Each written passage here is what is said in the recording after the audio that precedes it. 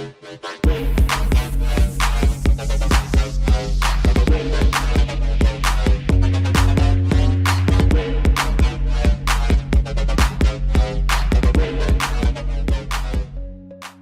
is up, Fairy Tail Guild members? This is your Guild Master, Omar! And this is your Dark Mage, David. And this is your S-Class Mage, Josh. And welcome back to the podcast, Anime Squad Podcast, episode 101! Woo!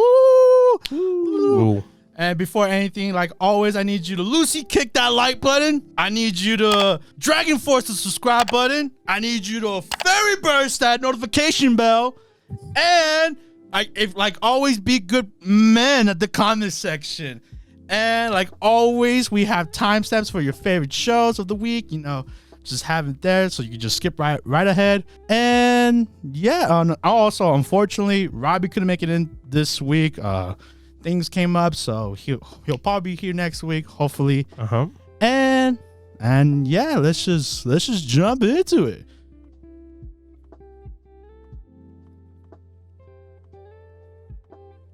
Starting off with the Cuphead Show, episode 5 and 6. Woo! Obviously, we're starting off with episode 5 with finally the Dice King.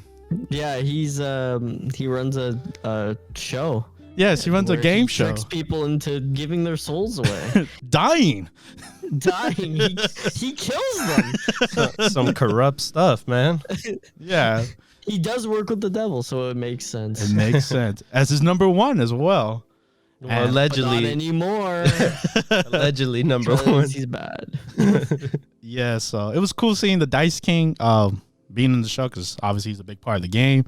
And like there's like multiple phases of him. So it's cool to see him. And I think the one voicing him is Wayne Brady. So, you know, that's a famous actor. But I think that is a famous actor. I think the one thing that shines in this episode was Cuphead the most. It was funny with that. Oh yeah, he was a great buffoon.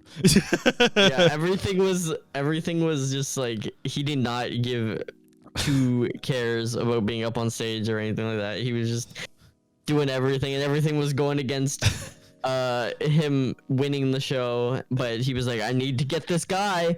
He's the guy. Yeah, he's the most. So they rigged it. But not for his brother though. Oh, Mugman. His brother was a statue the entire show. No, he didn't say He picked anything. him up at the end, and when he was just solid rock. I think the first time when he was quiet. That's crazy. But yeah, like David said, Cuphead's number one for the devil himself. So he tried to do everything. Tried to give him the W in his own game show. Tried to give him the W in his own game show, but Cuphead was like, nah, this ain't fair, man. I lost. I'm taking the L. Yeah, took the L. And even the audience was like, what the? He broke the dice, so he can't go to the secret door. That's unfair. This is rigged. I liked how the people who said it was rigged were the people who were skeptical. Yeah. in the first place. That was a funny little tidbit. Yeah, that was hilarious. But I like there was a little, I want to say a little cameo, or they just happen to look like Felix the cat. I don't know if you saw like next to the elephant. And then Oswald, the rabbit from Disney, looking like him, but I don't think it was them. But you know, I was like, oh, that's a cool nod. I guess I like towards the end where the devil and the Dice King were together and they did like a rotation animation. Yeah, that was cool. That was awesome. Yeah. So it was like 2D with 3D at the same time. That was cool. Yeah, because obviously, you know, Cuphead did not get assaulting because he's just a great buffoon. And yeah, he just got every question wrong. Somehow couldn't even roll a dice. I know. Impressive, if anything. Impressively terrible. And I like how, you know, how like the beginning of the episode, the tire like was the reason they went to the game show. Yeah. And at the end, the tire makes Cuphead and Mugman leave. It makes it come back. But yeah, solid episode. On the kennel gets upset with him. Oh yeah, because he messed up the song. Yeah. Like he legit messed up. Twinkle Twinkle. Yeah. Star. Yeah. Started beating the crap out of them.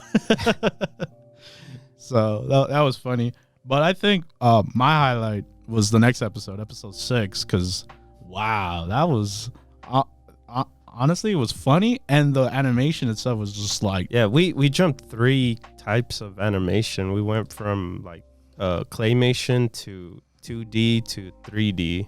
yeah. So I was really impressed in this episode, and ghosts ain't real, you know. This episode was just like a pure slapstick episode. Like Yeah. there was nothing, you know. Like a Scooby-Doo run. It was just a Scooby Doo episode, basically. Yeah, and And I like how at the end when they go flying and they like almost die, all the ghosts are like, "Man, we were just playing around, bro. It was just a prank, bro. Just a prank, bro. it's just a prank." Yeah, those ghosts were cool though. They're just playing along, giving the heebie-jeebies. But like, just the beginning of it was like, they got out of the movie theater. Oh, kind of reminded me of Thriller. Yeah, very much so. You just happen to build a theater next to a cemetery, right? So yeah, that was cool. I just love how Cuphead and Mugman were like, "Nah, I'd love to be here. I'd rather just move in." I like that the little conversations that we're having that was going way faster and faster. Yeah, because they were terrified. They're terrified. But ghosts ain't real, bro. Ghosts ain't real. They ain't real. I don't care what you say. They ain't real. Yeah, and there was like I don't know if I'm just tripping, but there was like a nudge, like when all the ghosts were coming out, and there was the elephant kind of looking ghost, and I was like, oh, that reminded me of Dumbo. You guys remember that scene where like Dumbo and the mouse get drunk, and I don't know if that was a nudge, but you know what? I'm glad that you were able to see that stuff in it. Yeah, that man. That shows how creative the show is. On me, yeah, the ghost. When they were leaving the house, the ghost, the blanket kind of ghost thing, like the Reaper. No, that was like a bunch of like blanket ghost kind of people, and they were walking behind the 3 ghosts and stuff. It reminded me of that old timey cartoon where it was like a ghost with the long legs and stuff. Oh, The okay. thing would go. Yeah, that's what it reminded me of. And I think my favorite part, just like there was a lot of favorite parts, but my favorite part was the skeletons. Oh, when they were dancing. They were dancing. They weren't even like intimidating or anything. And then the female skeleton was like, "Oh, I love you." It's like, get away from me. They weren't even doing nothing. I know, they were just dancing. Yeah, and then they bowled them over like bowling pins. Nope. But yeah, I think legit, like this is my favorite episode. It's just how wacky and fun it is. Yeah. There's no story in the show. No. There's no story in the show. No story. This was probably like my favorite one. So You're one episodic kind of episodes. yeah. So it was cool. What'd you guys think about it as well? So I'd love to hear about it. Leave it in the comments. Leave it in the comments. We have The Legend of Vox Machina, episode 7. And then before we start, we're gonna push this to 2 episodes now. Next week Next week. we'll push in 2 episodes. That way we can conclude this at the end of the season. But yes, let's just jump into episode 7, which was we finally got the origin of Percival and his gun, why he ended up making it itself, and like why he has he basically tells the group like why he has an engraved names of it, and he tells them like his targets. Yeah, I really enjoy that. I'm starting to enjoy even more and more of Percival in general. Yeah, Percival becoming a real good character, and especially like he's a very complex character. Like he's the one that has the motivation and stuff like that. And I kind of knew he was gonna be like that just because he doesn't fit into an archetype like some of the characters fit into an archetype. Like Grog fits into like the big burly kind of dumb one. You got the comedic one with Skag. Yeah. So we'll get to him. most of them fill into a certain role, but he kind of is like the leader of everyone. Yeah, very much so, especially when the introduction of Professor Ander, and his whole involvement of like why he betrayed the family and anything. And man, what he does later, Jesus. But yes, back to Skag. Oh jeez. the musician, and his beautiful plan of trying to save Percival's sister. He says he could do it, man. Yeah, he could do it, man. He could do it. I believed him too when he said it. I was like, he is annoying little dude. Like, why not give him a chance? And you know what? To his credit, man, he did work, man. At the same time, he was just kind of like, oh, never mind. I don't want to do it. Well, yeah, he was already in it though. Yeah. Like, man, just lucky enough, those potions like came in handy, and the little scroll, like everything he stole came in handy. Who would have thought?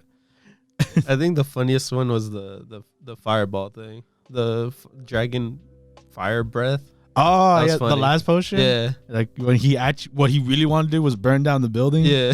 And like, what are the odds of him like just lighting a match and the rain just happened, bro? What are the odds of that? Everything was going against him, man. Yeah, man, that's not cool.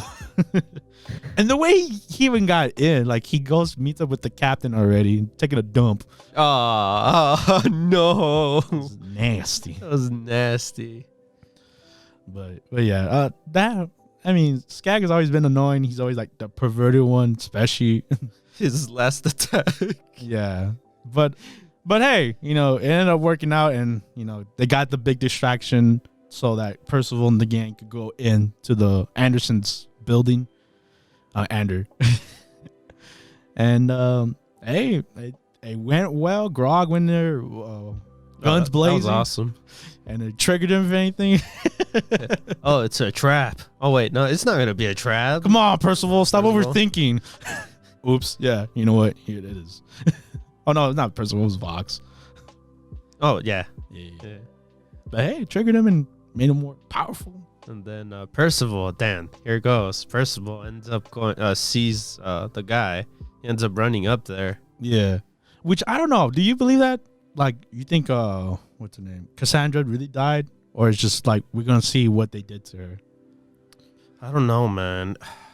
It might be like maybe they did mess with her before. Yeah, I feel like why would you? She might end up being a vampire herself. That's what I'm thinking too. Yeah.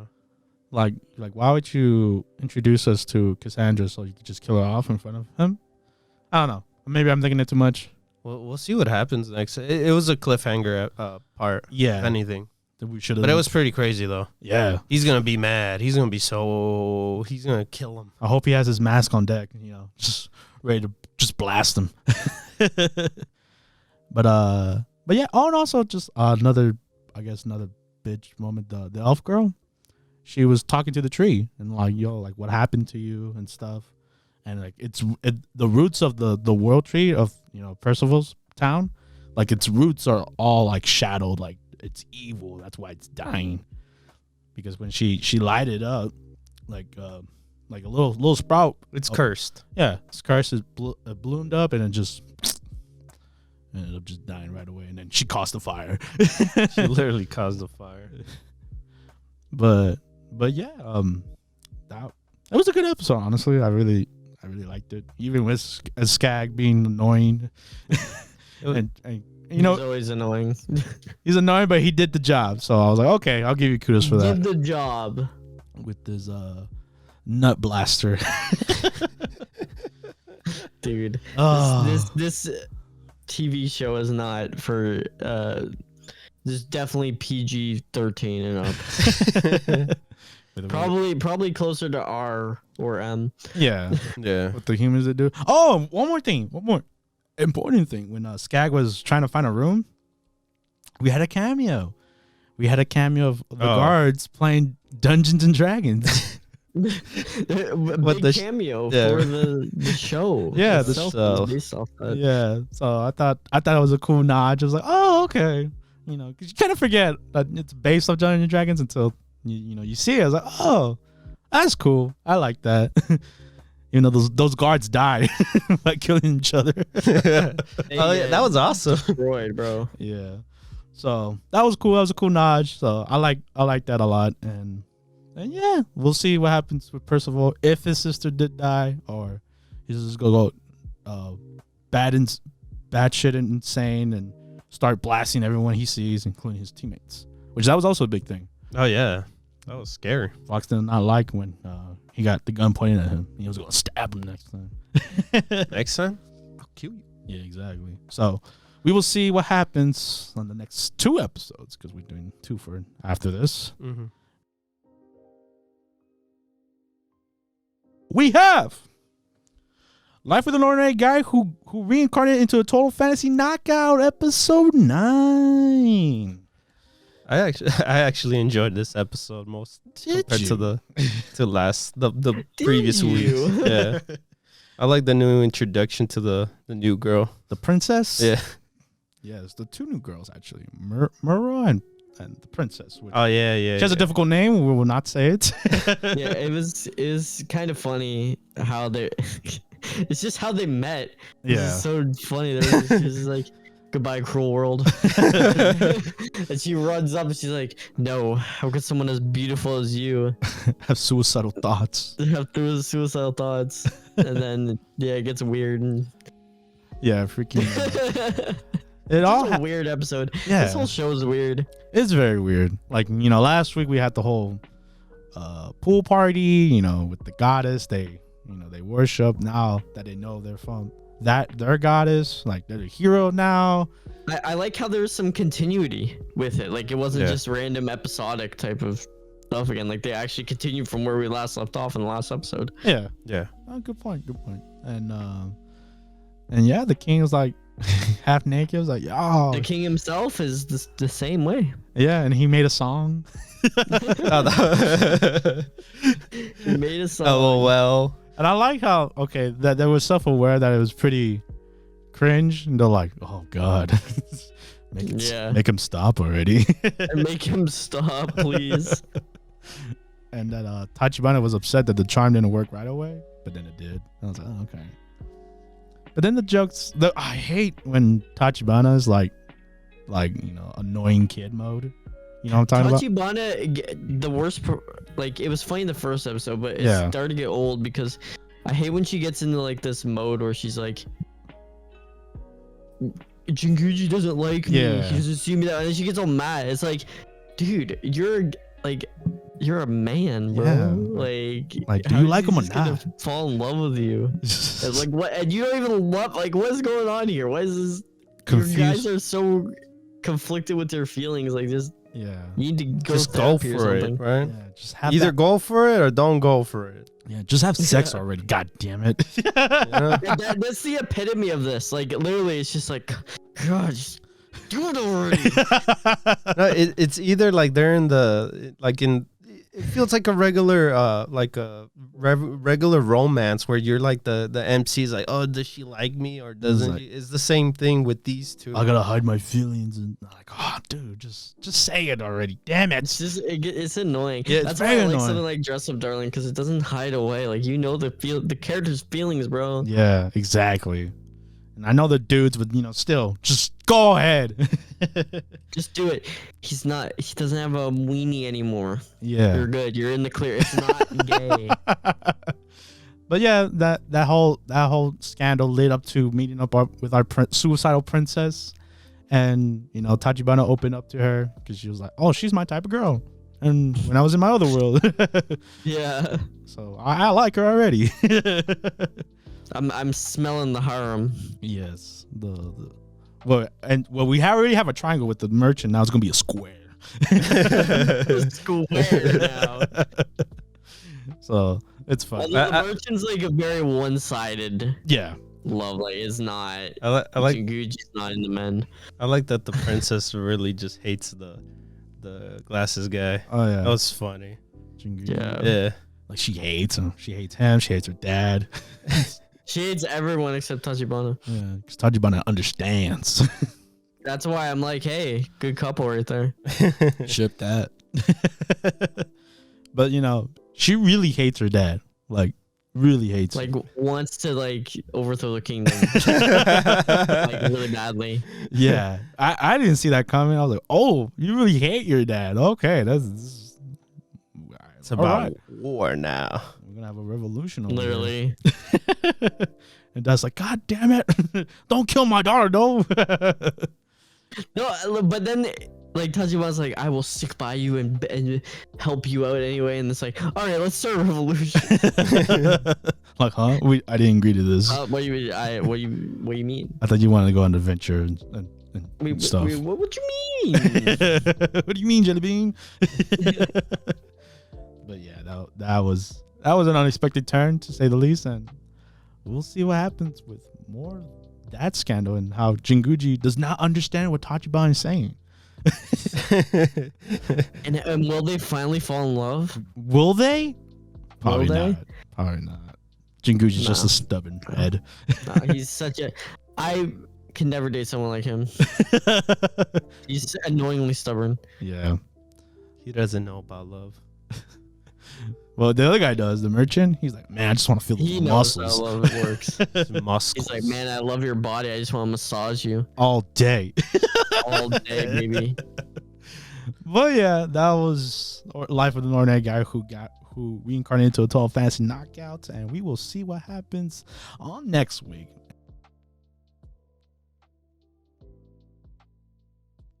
We have The Genius Prince Guide to Raising a Nation Out of Debt, episode 9, and this one very political, very political, very almost annoyingly political, because like I was thinking about this show because it's almost over, and I was thinking about how we don't really know these characters' personalities that well. No. Like we don't know their what they enjoy and stuff like that, because the show is just like political jargon like everywhere. Like if you like political shows, if you like knowing about the inner workings of like a kingdom and stuff like that, this is the show for you. But even then, I almost couldn't even recommend it to you because it's not realistic. This man goes and assassinates people on the regular and just gets away with it. There's no like whole nation rising to There's like, no nation rising against this man. Just assassinated like 4 people. All right, fantasy political. Yeah, but even then, I'm like, because the whole his sister, like, you know, when she goes to those merchant meetup, like, yeah, I'm like, what? Like, why do they believe this little girl? Yeah, and then she's leading the whole army, and I'm like, please. The merchant march. The merchant march. I was like, what is going on? Like, what if these are like a bunch of savages? They would just stab everyone. I don't know. And that like religious group with the weird nun is just sitting there being like, we want to attack, but of course Wayne's like, I got you. Checkmate. I know your plan. I know your plan. And I'm like, how does he know his plan? He's like, I just do. I'm that badass. I'm just amazing. I'm the genius prince that will raise the kingdom out of debt. It goes back and forth with that too, because remember he also passed out, and then I like that. He almost died. Yeah, I like the informant too, like how he got informed about the whole marriage thing. Oh yeah, in the beginning. Yeah, that was cool. Usually you don't see that in anime. You always see the MC like, I know this. I knew all along. I knew this all along. Yeah, I like that actually. Like that. I also liked when he finally woke up. The little moment between him and Ninim was pretty cute. Yeah, that's pretty adorable. He was like, "Yo, fill me in." Nim was like, "You're fine," and I missed you. I'm like, gosh, just do it already. The sexual tension's too real over here too. Dude, the sexual tension in these shows is just it's making me have tension. That's funny. I'm repressed with them. But yeah, man, and it was weird too, like how they used the brothers, like they used the annoying one, and well, not really, because the whole point was to poison wine. Yeah, but the one of them was so dumb that he didn't get him talk to his other brother. I just wanted to talk to you. You don't believe in our tea now? That's absurd. Yeah, you don't. Yeah, and then he takes it, drinks it, almost dies. Yeah, because it's kind of obvious this kingdom they don't like Wayne himself. So that's 100%. Why he knows that. That's why he didn't show up in the first place. Yeah. So that's why he ended up not drinking the tea, because he had a feeling that, you know. Yeah, he's like, did you make this? You want to drink it yourself? And she's like, no, no, I don't. I can't, my lord. And then dummy over here is like, I'll drink it. And he dies. And they use that to like now rise against Wayne and his kingdom. Yeah, because they think that Wayne poisoned him, Yeah. which is just stupid. Because And the prettiest one was the one that made this whole thing, right? yeah, he's the bad one. brilliant- He's Yeah. the really bad one. The younger The other one. two are just kind of stupid. The other one wants war, and then the other one's just wanting to be evil. Yeah. He's just the evil guy. So if anything, the younger brother is the mastermind. So far, yeah. And obviously Loa, saving. She's the. I feel like we're gonna get like brother versus sister clashing, bro. Yeah. Mm-hmm. So I hope she don't die. She won't die. She has to marry Wayne. That's gonna be a thing. Yeah. That sexual tension is real. That dude, the love triangle. Oh man, it's real. That's a real triangle, all right. That's a straight edge triangle. They're missing the square with the other one. Oh, They're missing the square. the princess. Yeah. Dang. Oh yeah. The princess. Oh, No, man. she's just like a consort. She's not part of it. Yeah, she's just for one time, one night. Yeah. No, she's just whenever he wants to go have a lot of fun, he goes over to her. Like, goes her kingdom. She doesn't have What, a you're kingdom. Mario She's over here? Going to every kingdom? Heck yeah, that's what wine wants to be. She's getting Jeez. women everywhere. But yeah, now the march is happening. They're inspired, and we'll see if they get slayed or not. I kind of thought that was kind of dumb. It was dumb, but Merchant with no weapons? What is this? it's a rise. It's an uprising, baby. I don't know. We'll see how that See goes, what happens, yeah. and how Wine's gonna stop him, especially with the new king joining in as well. Yeah. I wonder how that affects everything. But yeah, that was Genius Prince. I mean, being a genius, I guess. We'll see. We have Sabikui Bisco, episode 9. No. Yes, we have to talk about it. No. Dude, I am willing to drop this show right now. Oh my god. This was like probably the worst fight scene I've ever seen in my life. This is like You call that a fight? like this is the worst action scene I've ever seen in my life. The way the rust looks, it looks like lava. Yeah. Okay. Mm. This is a big pet peeve. This like ruined the whole thing for me. The rust looks like lava, okay? Yeah. But it's like quicksand. They just slowly sink. I know. What is this? I And know. They're just standing there talking. It's like he's just talking to Milo. He's like, "Don't let the rust take me, please." And Milo's just sitting there, and he's slowly just getting. It's like comedic. It's like a. It's very comedic because we've been saying the last 2 episodes how fast we're going. We're rushing this story about these two like having a relationship, which was never built. It was never earned. So when we get this payoff, I don't feel anything about him. Well, not even what's the payoff, the payoff from this part too is like, go out with my sister. Oh my god, that was weird too. Ugh, yeah, that was icky. That was so icky, bro. He was just like, He was "Hey, offering his sister. do you like Pau?" And he's like, "What are you talking about?" He's like, she likes handsome men like you. And I'm like, what's going on? You're pimping out your sister. Like, what's happening? I don't know. That was so weird. Isn't that supposed to be between Bisco and her talking to each other? Yeah, exactly. Like, why is he pimping her out? That but no, but it has to. He doesn't even know if she's safe yet, and he's already pimping her. but it's really important to both of them since it's them too. Yeah, their bromance, their passion. Yes, especially in the beginning. Again, just do it already. Oh my god. The sexual tension in these animes are too real. Is too real. Which triangle are we doing now? Which triangle? Pau, Bisco, Milo. Well, it will no longer be a triangle. It will no longer be anything. There'll be a line. No, there's It nothing. won't be a lie. Milo and his sister, It will be. Oh yeah, you're right. Like 2 separate. And obviously, the big spoiler. Akaboshi Bisco kicks the bucket. He gets rinsed No, but by an arrow to the heart. I know. was- All right. While he's drowning in rust. hold on. That whole scene, all right. I hated it because it was so slow that we're talking way too much. There was a scene where they got shot and like, oh,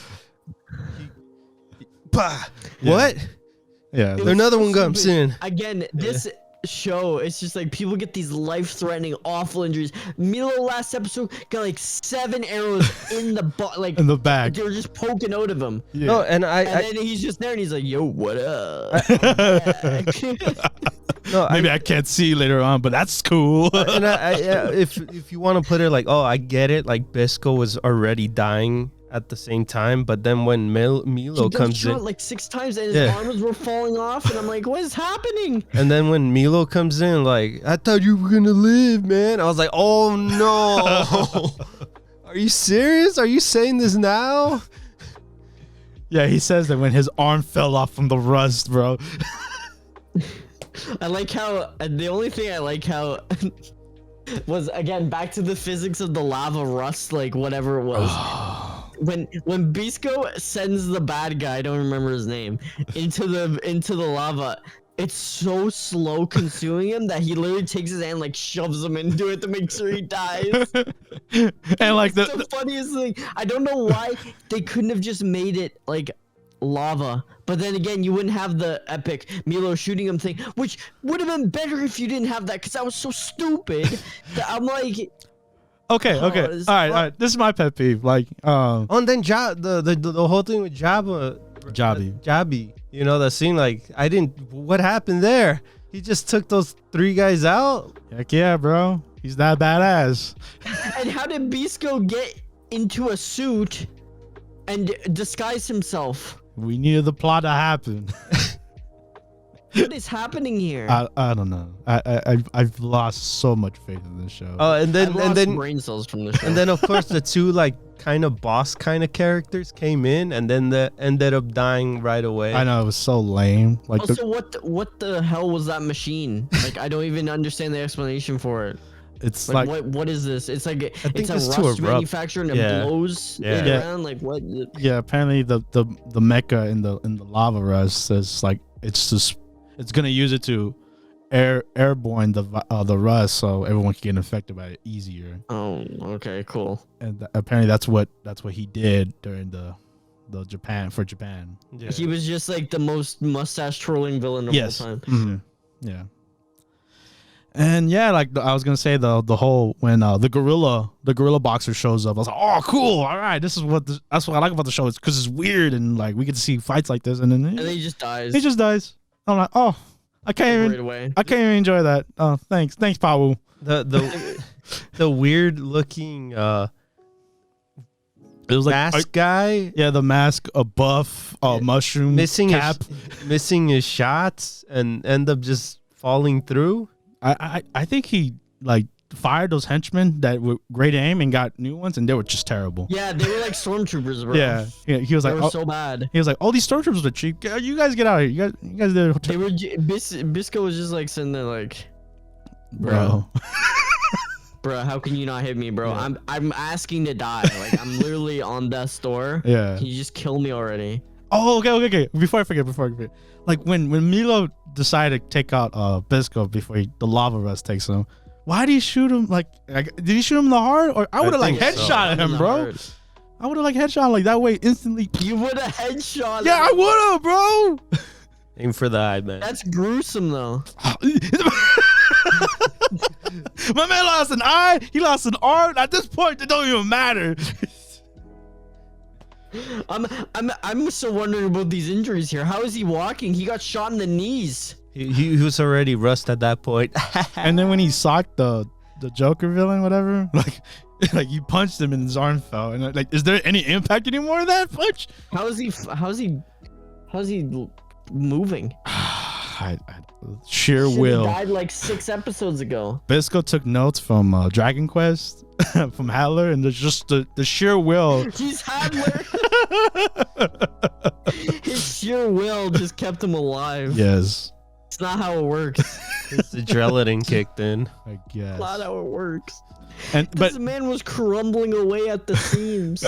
and yet he still had enough strength to throw his bow to Milo. While he's consumed halfway, he's up to his. Remember torso the Terminator in- quote? Oh my Yes. god, that Terminator quote, man. I just thought that whole scene with Milo and them like talking like casually while he's just drowning in the rust was really funny. 'Cause Yeah. he's just sitting there slowly like quicksand. He's just like, "Hey Milo, can you just like shoot me? I don't want the rust to take me." And I'm like, "The rust has taken half your body. It's removed your arm. It's removed your leg. It's removed your eyeball. It's removed everything in your body. Just die. Just die." I feel like if it would have been a different position, I felt Milo should have been like, if there was like emotion, like he really cared for him, he would have been like drowning in tears and stuff. He would have been like on his knees or something. No, but he's just sitting there like, Damn. "Milo, I'll never forget you. You're my partner, right? Partners You're for my life. partner, I baby." love you. I love you. I don't even know who they're gonna fight now. We still have 2 episodes left. The remaining henchmen? I don't know. The rust. Jellyfish the girl? rust itself. All day the rust itself. They gotta destroy that mech. We still need to destroy that It's mech. self-pilot. Yeah. It's on a timer. Oh my god, if that happens, you heard it here. Self-destruct. I'm Boom. gonna drop after before the last episode if that happens. But yeah, that was Sabikui Bisco. God, what happened with the show? I'm curious what Ravi would I know. How? Yeah, Isn't he the one who likes it, Robbie? Are you the I one like who it likes the too. show? I like because of the No, I like it for the art style and the environment, but other than that's not saving it. it's not saving it. Not saving That's it. no longer a counter argument. So, but what do you guys think? How do you guys like the ship between Milo and Bisco? Final words. Or did you like Oh, the shit Paolo. between Bisco and Pau that lasted Paolo. one scene Yes, one scene. where she randomly just got horny? I don't know. Or how about none? How about no? You hate the show as much as we do. Let us know.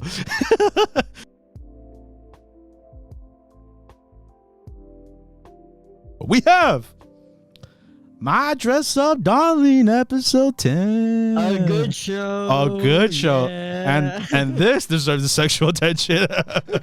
But but at least they're honest with each other. At least Yes. they're honest with the inner monologue. Yes. Both of them.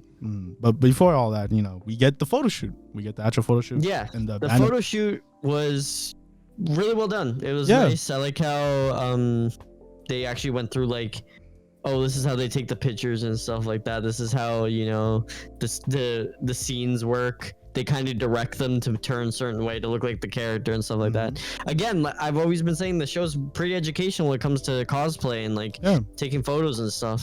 I like this part in general is the fact that the small little short girl. Oh, Juju. Yeah, she took the photography serious. Like, hey, she wants the pictures right. Well, we got our Maureen. Yeah, she's having That's fun. like she's laughing. Yeah. She loves. She's like, it's funny. Yeah, she likes She's enjoying the moment. enjoying the moment with Them everyone. being serious, a serious cosplayer. She's just having a lot of fun. And the younger sister was having fun with the she's pictures having too. fun with it, And I like what Gojo said in general. Like, what was it? Everybody has their inner struggles. Yeah. So like when I like how that comes up later when the two sisters are talking and Juju's like, I'm so jealous of your body. Like your body's so much nicer than mine. I can only cosplay little girl characters, and you can do so many other characters that I would like to do. Yeah. And then It makes sense too, because then everyone like No, like that's the episode's name. that's is a called- real thing. Like Everyone has their struggles. Like some people are bigger, some people are thinner, some people are well-rounded. Yeah, it's like- different size of like bodies. you can make it work, like no matter what it is. But like say, you're a chestier person. Like you In can't. the end, a lot of people are going to, regardless if you can make it work or not, which is good because cosplay is becoming more accepting of like even different genders cosplaying as different genders and stuff like that, different skin tones and stuff like that. Like Yeah. it's becoming more accepting, but you'll still have that like nagging voice that like what Juju said, where I can't look good in it because it's not my body type doesn't fit. You know. Yeah, or the color of your skin is not the same color of the Or like the height. character. Like you can't change height unless you got a Yeah. big still. Yeah. Big. short people, small people. Yeah. It goes. It all depends. It all depends, and that you see the struggle between like everyone in general. Mhm. Yeah. So, but that whole moment was really good to see, especially like when they took the photo with the like the chin. Yeah. And Maureen couldn't like just do it because she was like, oh my god, I'm close to Juju. And I guess to end off this little part, I love the end of this part. Oh my god. Juju is like into. I like when Juju says, maybe it wasn't just the cosplays I fell in love with Gojo with, and I'm like, bruh, triangle time. Yes, very much a triangle with Gojo. But Gojo's just one way right now. No, most definitely. Yeah. He's one way definitely. Especially. But I like that scene where Marine's talking to him on the phone.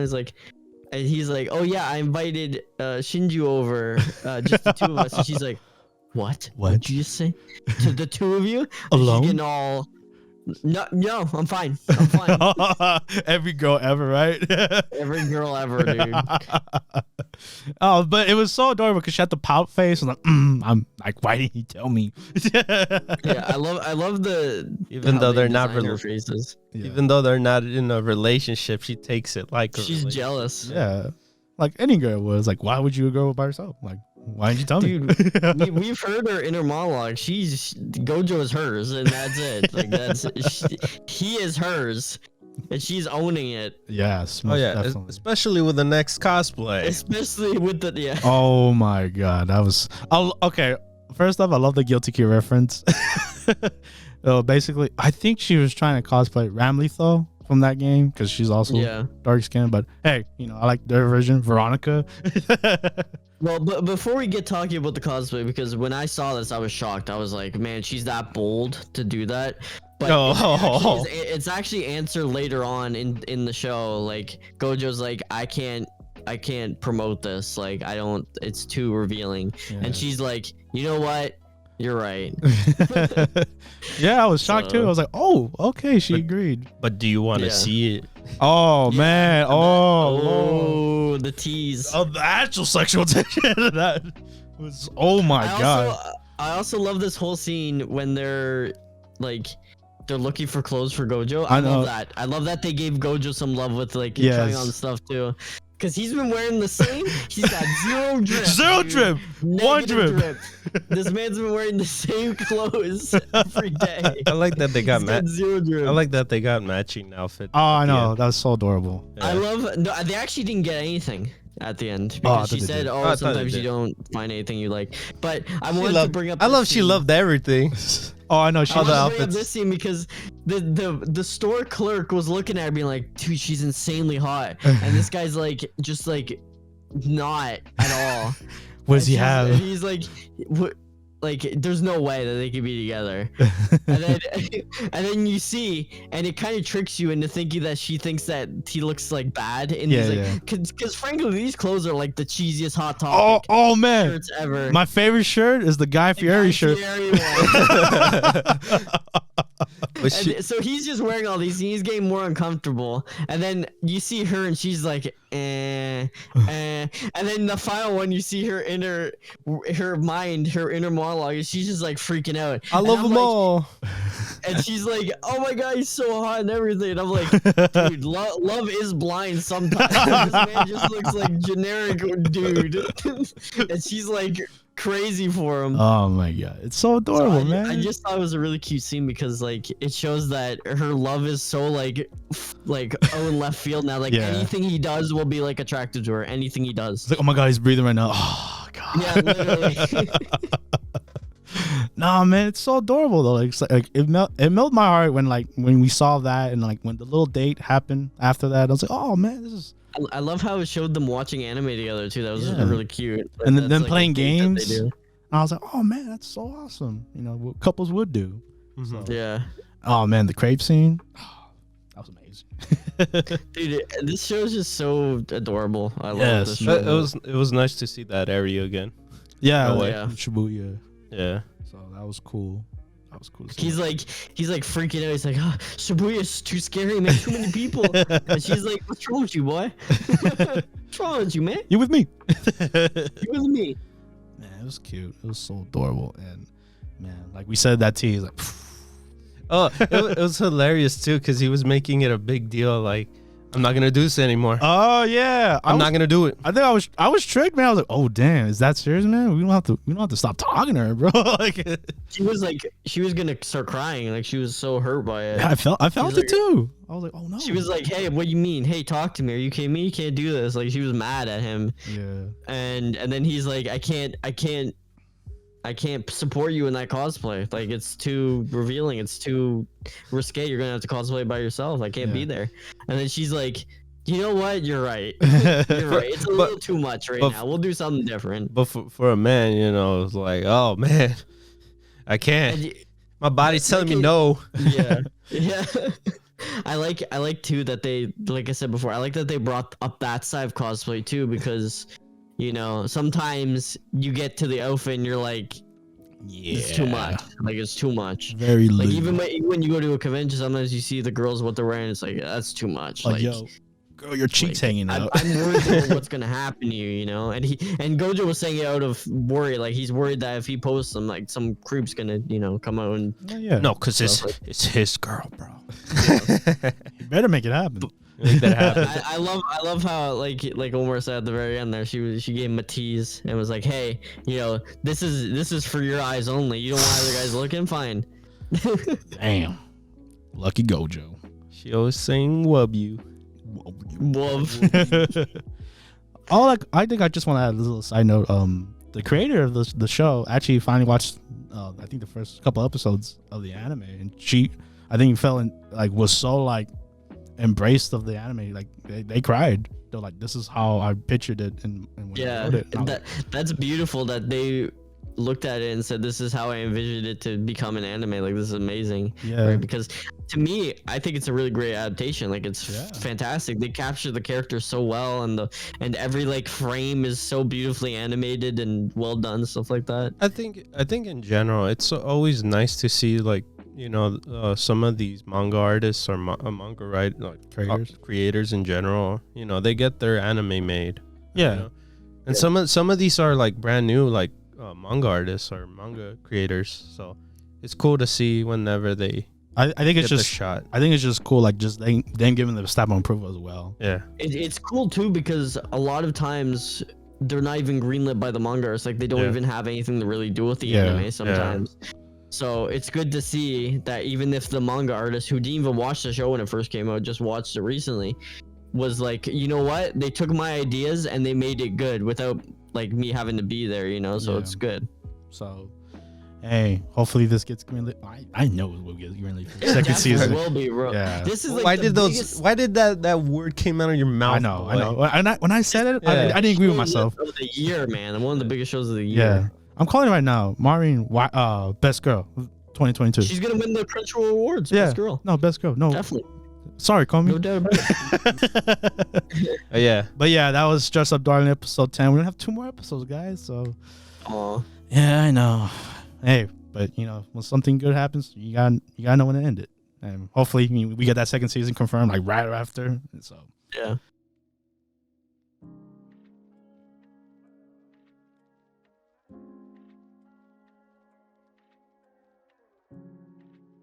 We have Princess Connect Redive, second season, episode 9. Yo, we got another 3. No, I think it was 2 plots going at the same time, and that was amazing. Yeah, I love that. It was very, very well done. This episode was very serious. Yeah, it was very serious, and it was very like. like I knew when we saw that last scene in the previous episode where everyone was gathered together, I knew like this is the last of the happy times. Like we're gonna be getting into some more serious storytelling now, and we did. Like it got horribly serious. Yeah, it got real at the end. But it was, I think it was Pekkarin's episode and Yuki's episode. Yeah, because Pekkarin was trying to finally tell Carol, was like, "Yo, I'm the princess," but obviously Carol was doing her own thing. She was actually having a great time by herself because she was trying to do it for the king. Yeah, she made onigiris for her. You know, I like the kind of relationship that Carol have with Kaiser, the Beast Woman King, because it's kind of like not a loving relationship. Like Carol it's one-sided. Carol loves her, but she doesn't show affection. So when they were eating and stuff like that, it was nice to see that. But then you saw in the background there's another version of her, the shadow, that is her. That's like her evil side, you know. And she was just patting it down, basically, like just it wasn't the real. It was just a mirrored image of what Carol wanted. Yeah, it was just. It sucks to see the loving mother figure that she wanted, you know. Like it was cute for the moment that we saw the shadow. I was like, oh, that's not really. Yeah, you knew that it was getting real, and it did get real, very real. Yes, because you know Akira, the red haired girl, our other sister, Labrinista, I think her name is. Yeah, that's her name in the game. Yes, she had a big role in this one. I loved her character. She's an amazing character. She was badass. So, like kind to Yuki and so like supportive and everything. Like she was just one of those figures that Yuki could tell things to, you know, and that's what she was supposed to be, and that's what Yuki viewed her as. She was the only one that Yuki would say how he's feeling because she understood. She was legit a big sister, like what a big sister would be. And, so when she gets her. Like she's beating her. It's over. It's over, man. Oh yeah, that scene was amazing. Big brain, great scene, beautiful scene. Yeah, it was very impressive to see all those blades on the screen and just her attacks like of a square. The digital world, basically, it was impressive, very impressive. Like there was no bad CG. Like it was CG, but like it wasn't terrible. That's what I think the most impressive part, and just her. It was a really powerful episode because it shows that like these two people, the queen and her, they are part of the Seven Crowns we found out. And the Seven Crowns were basically like the developers kind of. So they both have special things. Like all the Seven Crowns members have special things that only they can do because they were different giving roles in the game. And so in a way, I was getting the ReZero vibes where, of course, like she already like, oh, we have failed multiple times, and this is hopefully Yuki, you're right on this one. But she said, oh, we failed multiple times, but we're getting closer each time. And then she called her and said, you can't use your power anymore of going back in time because we got it from you last time. So you're suffering. The more and more we do this, the closer and closer we're getting. And she's like, we got you now, basically. And she this close, man, to getting her. It was literally like a step away. The ring, the shadow came out. The ring itself. The Elden Ring. I'm just kidding. Jeez, the ring that we. What episode was that? It was couple episode 4. Yeah, right. Damn. When I think when Pekkarin got teleported. Yeah, when the ring teleported. Yeah, Pekkarin. Damn, it's been that long. But now Carol got teleported. They switched places. And God, that was a horrible scene. That was horrible for her, man. I was upset for her. Sitting there with your friends and then getting teleported to seeing someone who you trust, because Carol liked her, the red-haired girl, a lot. Like, you know, they took pictures together and they talked, and she, like, you know, and seeing her just be killed and then be held back when she's trying to help her. Yeah. Horrible. Yeah, man. Tough to see Carol in that. And she didn't deserve any of that, right? Like Carol's just feels like she's just gonna be a puppet now for the queen. It sucks, and then that was when Pekkarin was gonna tell her, like, yo, I'm the princess. Like, and she just disappears from her room. Yeah, so because throughout this series, Carol is slowly becoming more and more affectionate to Pekkarin specifically, than any other person, and she's starting to like, they're building a bond, you know, and Carol's starting to be like treating yes, I have loyalty to my queen, but I also have loyalty to my friend as well. Yeah. So to have that moment where it's just like, now you gotta choose, girl. Like, she can't handle it. Yeah, it's tough situation to be in, and I'm scared to see what happens in the next episode. And even with like the aftermath, Akira, obviously not almost. I think she's dead. I don't know. And then the Black Knight, which we don't know what happened to her. She's also powerful. Yeah. So. Oh, that last scene, yeah, with Jun and the figuring out what happened, finding out. Using her own her brain, basically, she figured out what happened to the previous Pecorine. Yeah. And she's like, "You're not actually the queen. Like, you just fooled us." Yeah. So, damn. Who knows what happened? Intense episode. Yes. Yeah. Who knows what happened to her? Hopefully, Carol. I don't know, man. I don't know what to predict. I hope she gets through it, because she looked really upset, like horribly, like it was traumatic. And when she was having a good day. I know that it was a festival. Yeah, festival. Like, imagine you're just sitting in your room and you just get teleported to like some horrific scene that's happening for you. The funniest thing in this episode, though, the one thing that caught me off guard was the "Hasta la vista." Oh, yeah. Carol. Another Terminator quote. People just love Terminator 2, man. I don't know what to tell you. That was just a thing this week. Sexual tension and Terminator 2. Sexual tension, Terminator 2. That's the themes. And triangles and squares. Triangles and squares. But yeah, that was Princess Connect. Obviously dire, and hopefully we'll see what happens next. Hopefully, I don't know. A song I lost hope already.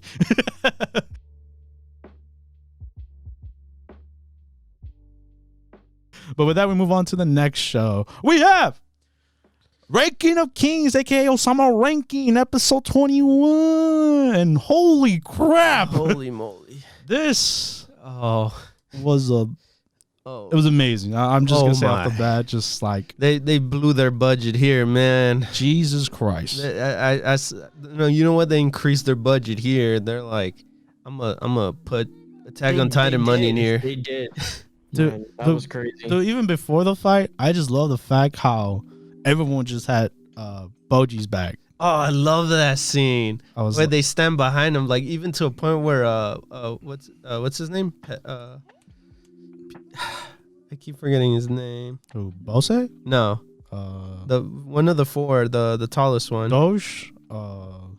Freaking. Damn, you're making me forget names too right now. A piece. Yeah. Yes. Yes. I love that moment he betrayed his king at that point, because you know how he was really, really loyal to him. They were all loyal. But him especially the most. That's why he was like, he couldn't decide. Yeah. Even later on, after Oji defeats King Bose, after that whole beautiful scene, even he's like, Boji, don't kill Miranjo, please. Don't do it. Man. Don't break her, right?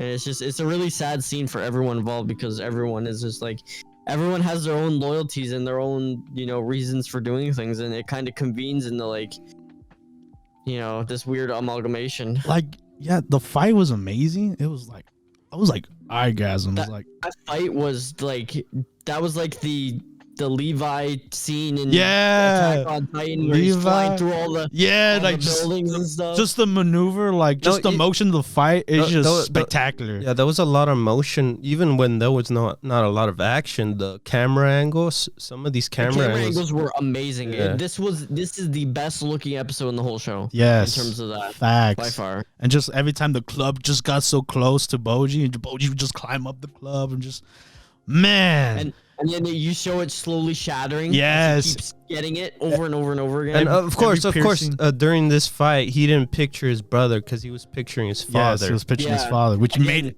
That was beautiful, because it just showed like he's surpassing him. I think Despa was saying how like you can't beat King Bose. He might look small when Daida's by, but you're not gonna be able to beat him. So Boji saw him as his dad. Yeah. And was like a beautiful, like I said, just gorgeous scene. We all think it was gorgeous. Yes. Boji's on the walls running. Yeah. Of the castle. Bro. The castle's being destroyed in his mind as he's fighting. Like, it was gorgeous. Yeah. poetry in It was motion. sad too, horribly sad. Oh yes, that's what I wanted to get to after the whole fight when Bosei lose, and he's gonna shatter Miranda because he can't be there no more. He's gonna die. Yeah. But then Boji reacts. Well, not Boji reacts. Kage reacts. Kage pushes Boji's like, "Yo, stop him! You stop him. Don't let him end her." Yeah, and like the show does it so good, man. It's like you're not supposed to feel happy, like just a moment like a Bosei just crawling to him and like just feeling it, like his eyes just tearing up. Yeah, too. man, I was tearing up, man. I was like, God damn. Boji did the right thing though. I was really, really worried that they were going to go full shonen with Boji being like, you know what?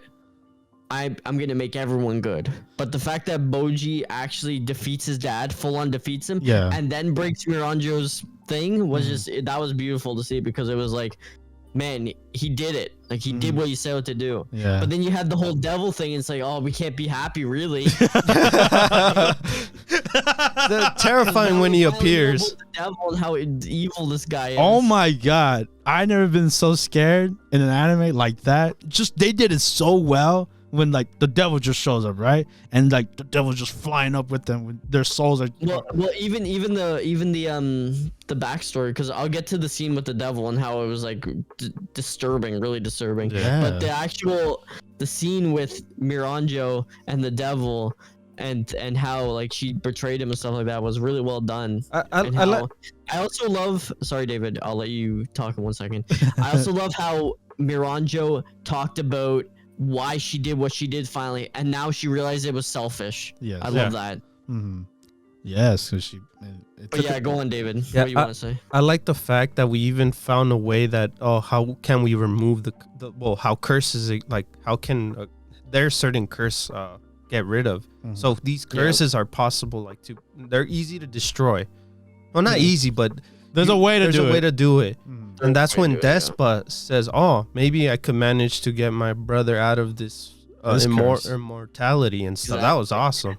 And as such, maybe Boji can get off his curse as well. Get off his curse, be a real giant. And I like that too. Like even though Boji ended up getting Miranja, but he at the end he actually says, "I'll find a man. I'll manage to save you from the demon itself." And then towards the end, of course, his brother. I feel like his brother's gonna the one that's gonna save Miranja. Maybe. There's either two possible things. I think either Daida's gonna save Miranjo, or Daida's gonna be really resentful. Yeah. And there's another scene like before the fight I really love, because they don't say anything. It's just actions. When Daida, when the bullies are picking on Boji, and like there's a reason why Boji imagined fighting his dad, because Daida was a good brother. Like when he came up, he was like, "Yo." He was just influenced by Miranjo. Negatively. Yeah. So like we know that, but like it was shown more. Like Daida's not a bad person. Like he's just. But the only reason why I'm saying Daida is gonna end up saving Miranja is because obviously he's the only one like soulless right now. His body's not like completely there yet. You get me? Not yet. Yeah. Most definitely. So maybe that's the only way to save Miranja. Yeah. But yeah, that scene with the devil, man, he comes out of nowhere, and then Despa actually is like, let's get him, like let's kill him, right? Yeah. And then but he's too fast. He goes up and he eats Miranjo's soul. Only Miranjo's soul. He doesn't eat Bosei's soul. Bosei goes to heaven. Yeah. But she gets eaten, and then that horrible scene of her inside of him, and then you just see him eating. And then they're reanimating, and they eat them again. Yeah, and reanimate. It's like infinite torture of pain, and it was really like in the Bible it talks about hell being like infinite pain, infinite torture and stuff like that. But it was really well animated. Yeah, so you see the souls trying to merge at one point, but it keeps just becoming mush every time he chews on them. Because he keeps eating them. They keep trying to, like I said, they're reanimating because they're still alive. They'll never die in hell, right? Their souls. He just keeps eating them over and over and over again. And like it's like that last episode when Bosei keeps killing Oken, but it's just 10 times worse because they're souls. Yeah, they're just infinite pain. They're just screaming the whole time. Like it was simple, it was short, it was super effective. Yeah, and then you just see Miranjo just sitting there crying Yeah, because she knows what's gonna happen to her. exactly. So, I'm also glad that they did that too with Miranjo because I'm glad they didn't have a redemption arc for her. Like she gets what she deserves basically for being a horrible person near the end, For being being- selfish. as much as Bose wanted to protect her, but she Yeah. she pays for her actions. Yeah, and even as Bose is dying, she's like, I didn't think of what Bose wanted. Like I was just doing this for my own selfish gain. I put him through all this Killing for myself. Boji's mom, getting another wife, so he could create another kid, so we could Yeah. use him. Jesus, man. Yeah, that's again. It fills in those blanks too, as to why did he kill Boji's mother? That's the reason. Jesus, man. And then there was like another bit note with like the whole king system. If like if they kill the demon, if Oken comes back, like gets rid of the curse, he would be number one. Yeah, I thought it was interesting too. I was like, oh, okay, that's a because I think he's the elder brother, like the eldest brother. Yeah. yeah. And I Yeah. think if Oken does come back, regular, like he is strong. Like he's obviously shown Oh, real many strong. many episodes. But like Yeah. if you take away the curse, like he could be in the army now, and that's an upgrade to the ranks. But I feel like he won't be the same even with the curse No, gone. no, he No, Everything I feel like the second brother, he'll be upset. He'll be like, nope, Yeah. I want to be top. I want to be the king. Yeah. You already know how he was during the episode too. Yeah, he's not as nice as Despa is. Despa's really nice, but he's like, he just goes with what Despa does, basically. Despa's super smart, wicked smart, and has his own agendas too. Yeah. But yeah, amazing episode, spectacular. Couldn't ask for more. Animation, You had action, you had animation, you had emotions. a This masterpiece. show has redeemed itself again for me. Well, I'm For a glad. little while there, it was falling off, but it's back. Hey, worth the payoff, right? Two more episodes, I think, right? Unfortunately, Yeah. 2 more episodes. 2 more episodes as well. So I don't know what I'm gonna do when this is gone. Yeah. But yes, unfortunately, we'll be back next week with Ranking Kings. But we have a returning show after its 3-month hiatus. Oh my gosh. It is finally back. We are here. We are in March. So I'm glad to say, if you were here, 86. 86 Part 2, Episode 11, or also known as back, baby. Episode 23. And you know what? As much as I've ragged on this show before, the show has had some good episodes, and this Yes. was one of the good episodes Yes. because, for a lot of reasons, but mostly, the Major's back. Yeah, we Yes. finally get Major. Everybody give a Woo! round of applause. Woo! Wow. Major's finally here. She made it. And I was amazed. Yeah, she You know did what die. was I'm amazed again? What? I love the storytelling within this show, like from the first season. That we were still in one location, but we were still getting the story there. It was so interesting, Yes. Yeah. With this episode's literally called Shin, so this was Shin's episode. I love this episode. I love how they dived into Shin's psyche. And you know what? If they took the months off to perfect this episode, then hats off. Yeah, They did kudos. a great job. No, yeah. Seriously, Shin getting to this whole episode was inside Shin's mind, and it was so good because it showed exactly how he felt. All those frustrating moments I had with the earlier parts of the season, it kind of redeemed itself because you kind of feel what he felt now. Yeah, he finally take- broke. He's taking on everything himself and hoarding it. Yeah. Which we And said it's countless breaking times. him. Yeah. Yeah, we said countless times prior episodes like this is just too much. Like why? Like he keeps balling it in, and soon he's gonna break it. And that they kept saying thank you, and the dream sequence he was having because he was kind of dying at That reminded you know what it reminded me of? What did it remind you of? Of the Attack on Titan with Commander Irwin, and then no. recently with all his fallen comrades are behind him. Oh man, It was that powerful. it was. Yeah, it was like It was really powerful because even though they are grateful to him, he's like suffering. yeah. He suffers because of it. Yeah. And we kind of got that idea, but it wasn't really ever elaborated on. Like, I feel like with this show, coming back to it, like I think I was too harsh on it, but I also think that this second season should have been more like this. It should have been more of a character study like the first season was. You know, the first part I guess was. But there's just a lot of action, a lot of characters we don't really care about that much, and Frederica's genuinely kind of a bad addition to the show. She's really annoying, even though she does get character development. And I can't dislike her as a character. She's annoying. Yeah, she was the main plot of this season, and you know there was some annoying moments, but hey, Yeah. The paid off. The major pulled it up on this episode. Yeah. The major comes back, and you know what? I'm having tension again, not sexual tension, but tension again, because he's opening the hatch so freaking slow, the slowest hatch moving thing I've ever seen, and only in anime they do this. And just when they hear a little gunshot, like, oh, we gotta close it. No. Yeah, We're going back to war. He throws it open like in 2 seconds and flies out. Only in anime. But No, I like that. But that conversation with the major was really, I like that. is really nice, because I like how he didn't recognize her. Yeah. Because he never saw her, and she didn't. You know, obviously she can't see him, but he was looking. He's like, who is this? And then until he heard the voice. And I love that, because you know, in some anime, if they were lazier with writing, they would be like, okay, he's just gonna recognize her right away. Like, oh, she said something about her hair color or something like that.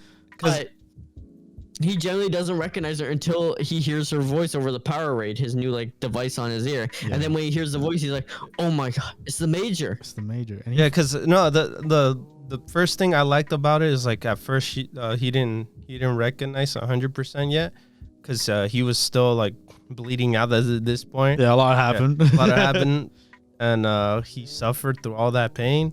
He was gonna end he was gonna die from the other spider thing, like the last of the spider thing. Yeah. Was And left. then Cyclops comes and saves him. Yeah. So then he ends up doing like a translation kind of thing. I like that, where we didn't hear her. Well, he didn't hear her exactly. So like this text appeared, and that's how they communicate. I like that a lot.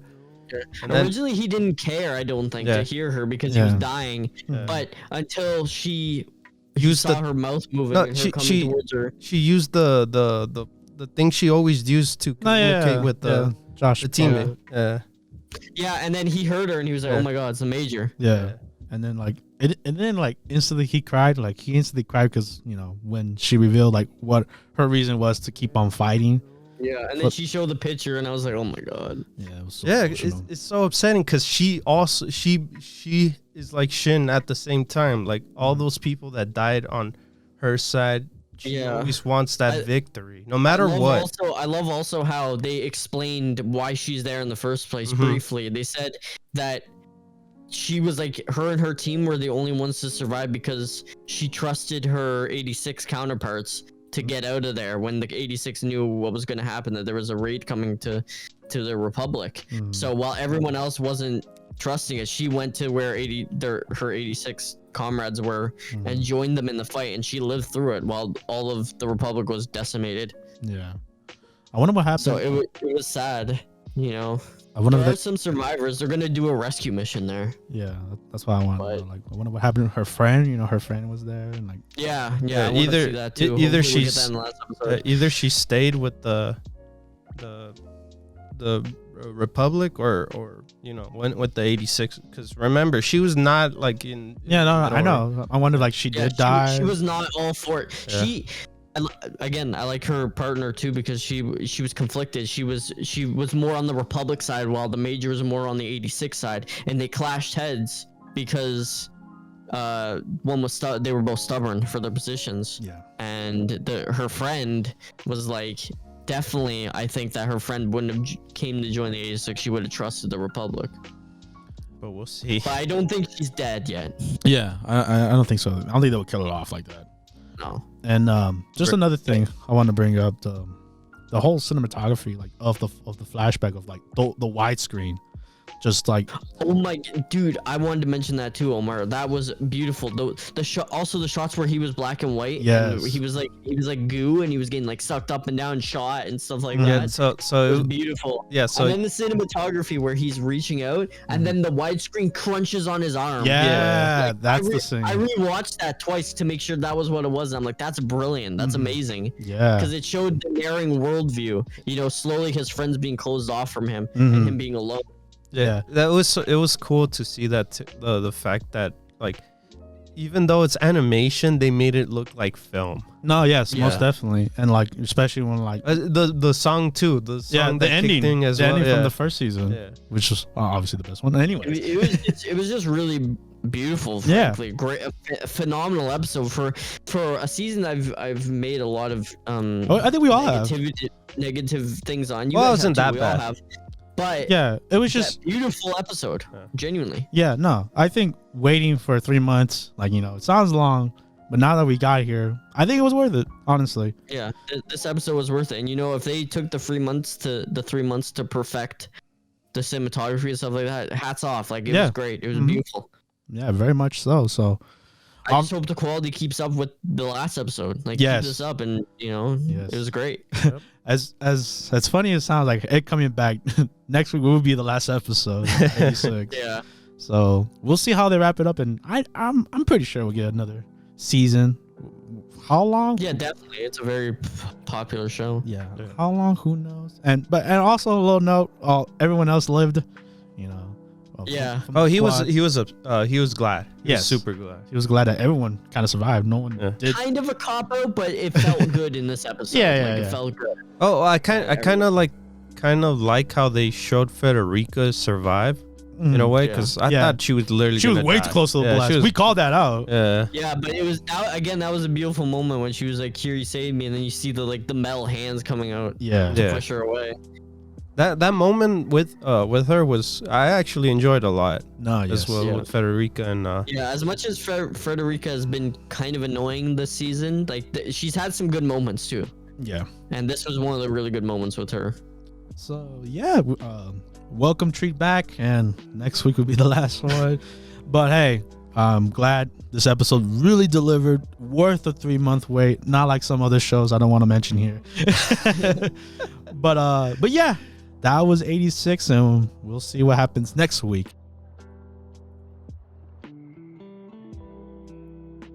I would say we would move on to the next show, but unfortunately, Dragon Quest Dai episode 73 has been delayed.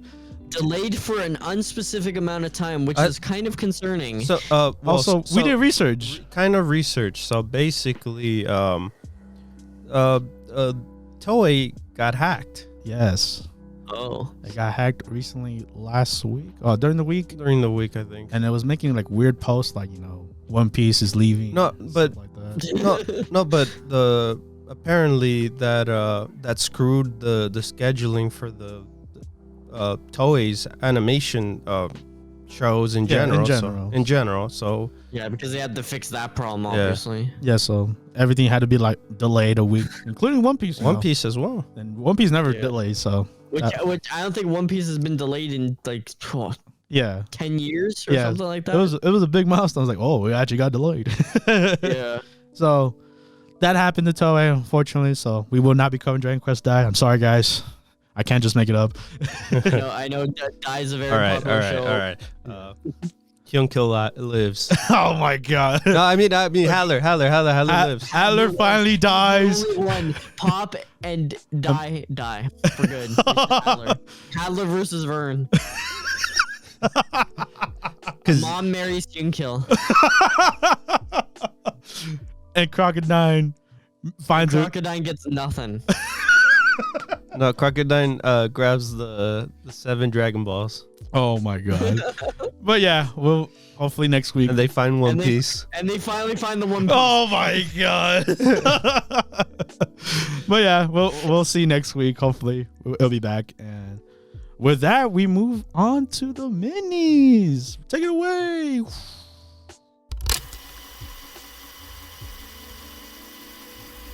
And welcome back to the mini parts of our segment, my fairy tale guild members. And like always, you know, this is the leftover shows of the minis, and let's just jump into it. Also timestamps for this segment as well. And we're gonna start off with the finale of bottom tier character Tomozaki-kun, episode 12. And it was good that we skipped the show. Yes, I am now that we finished it, we gave it the fair chance that it deserved. I'm glad we picked Horimiya after. Yeah. But let's just actually talk about this episode. Basically, this is the aftermath of what happened in episode 11, of how him being himself is okay. It's fine. It's actually the best way to do it. But not 100%. No, not 100% apparently, because when he went on the date with Fuka again, when he at first he shut himself in again, back to his old habits after the whole breakup with Io. Yeah, and like his sister calls him out for it, and I was like, "Yo, you were fun when you were cool when you had your cool friends over. What happened to that? You're such a phony now. You left this girl hanging for 2 days, which is messed up. By the way, that was messed up. Yeah, yeah, she didn't deserve that after reaching out to you like that. But hey, you know, he picks himself back together. He put down the controller and picked up a new controller called Life. Yes, sir. And it was cool seeing them, you know, go on a date again, third date. And, you know, they went to go get the new book series, the new chapter, whatever. Yeah, it was funny what you were thinking, though. What? The whole fact that going towards the end of it, but continue. Yeah, like so everything's going well. He's agreeing with himself of the choice he made, and it's like, I'm just gonna be myself. I'm not gonna do what she said. And then he ended up saying what he did during that first date, and how he wasn't himself, and how he lays down the whole wet work of why the first date wasn't as good for her as it is for the second and third date. Because he wasn't himself. He was playing the book. He was playing the game. And she kind of knew that, but she was fine with it too. Yeah, because I remember you were saying like, "Oh, look, you know, it was meant for her." Like, yeah, because I took it wrong. Yeah, I took it way wrong because I thought she was kind of saying, "Oh, I guess I'm the girl that made you show the color of the world," because she used to see black and gray. Yeah, and she related to him by that. But when that spark happened, I thought she was saying, "Oh, because I'm the one that brought the color to the world." But apparently, that's too obvious, right? That makes sense. So obviously, this show doesn't make any sense. So when she said that, he thought of Io, and he reaches out to her again. Obviously, she was like, "F this guy." But, you know, she still, you know, she was like, all right, well, I'll hear your piece on why you did what you did last week. And I'm going to hear you out. And then he goes on a whole tangent about, like, you know, the way yeah, like, he liked what you kind of did, but I don't want to go fake, like yes. Full fake. I don't want you to be the player controlling my life. I want to be the hybrid.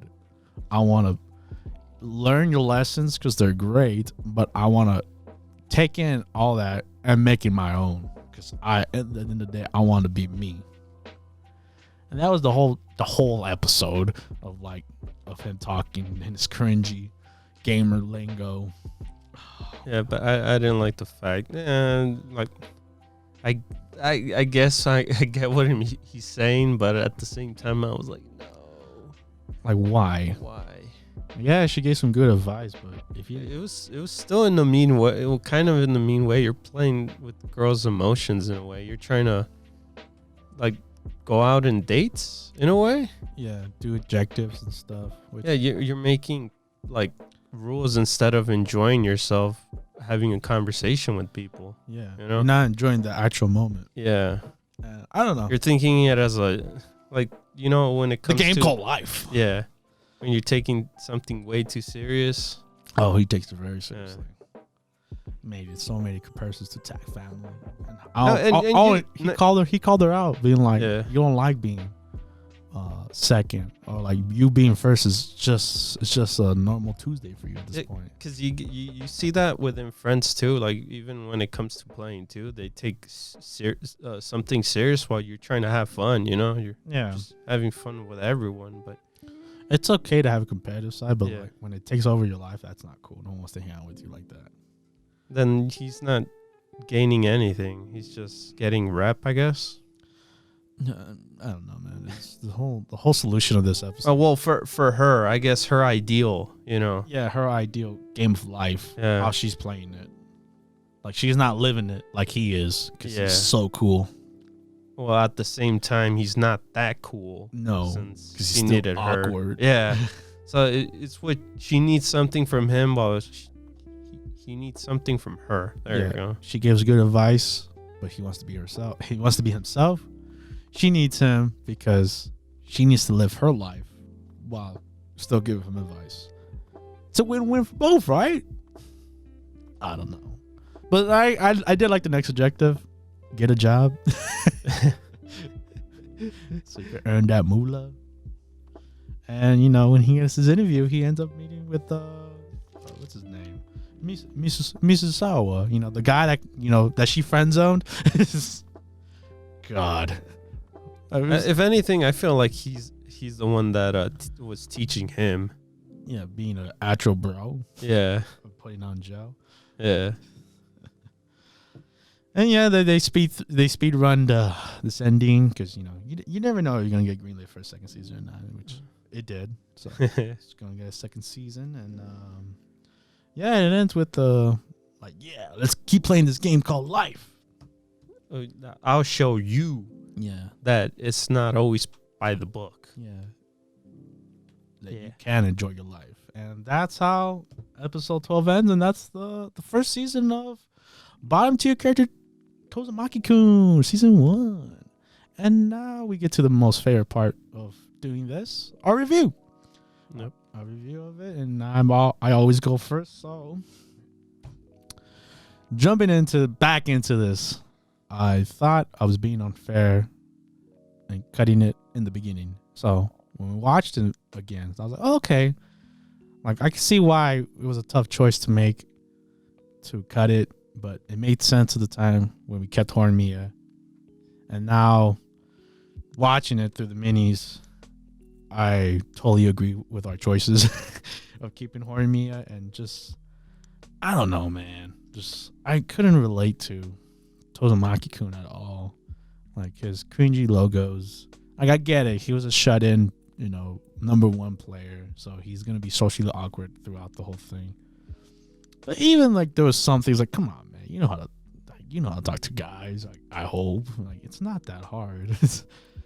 Like there's some things like, you know, doi, but like I guess for a socially awkward character like Tomozaki-kun, it's super hard. So I was like, okay, I could get that. And then I don't know, man. Mimi, whatever, the blue hair girl, I thought I was gonna enjoy. She was my most sought off character to like really get into. She ended up being boring. Like she ended up being like just second place. I know it'd be the best.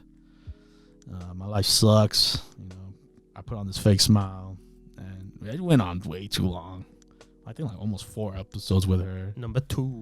Yeah, always be number 2, and she's okay with that. And I'm like, I'm not okay with that. But that I guess that was a cool lesson.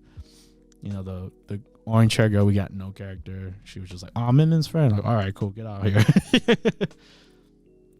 And then the whole aisle relationship between those two, I couldn't care less. And just, I don't know what to say, man. Like this is tough. At the end of this whole journey we went with it, I stopped caring. And you don't want to do that when you watch an anime. So I wonder if we're going to watch second season. We'll have to discuss them on the squad. But just how you could hear my disappointment of it. I'm glad past me made the right choice of picking Horimiya and this being in the minis. But with that being said, this is a 4 out of 10 for me. Below average. There was potential, you know. I like the whole gaming aspect, the socially awkwardness of our character. but it just kind of lost itself in the middle, and at the end, I just didn't care. So, and the whole friend zone thing kind of sucked too. So hopefully, if we do watch the second season, my man doesn't get friend zoned. But yeah, that was my opinion. So take it away, David. Yeah, for me, the Tomozaki-kun, like in general, like his I guess him particularly, there was changes, but not like, I guess conversation wise, he changed, but not his looks. I guess there was like some small little changes, but other than that, it was more personal conversation. Yeah, the way he talked and stuff. Yeah. He still had the gamer vibe, you know, but you know, gamer lingo. But I did not like the fact that what's her name again? Oh, Io? Io, yeah. I did not like how she treated everyone like how he treats the games. If anything, it was just like we're just seeing him, but in her shoes in a way. Yeah. So he was treating everyone as a player instead of trying to make friends and building a social. Yeah, she was treating everyone like a character in the game, and her being like, hey, you want to be not a what do you call it? Not a loser. Yeah. Not a awkwardly social. That's how I saw it in general. Yeah. You guys could perceive it wrong. I mean, differently, but but me myself in general, I did not like how she was doing, trying to make him gain friends and not in a not a natural way. Not in a natural way where he could improve himself.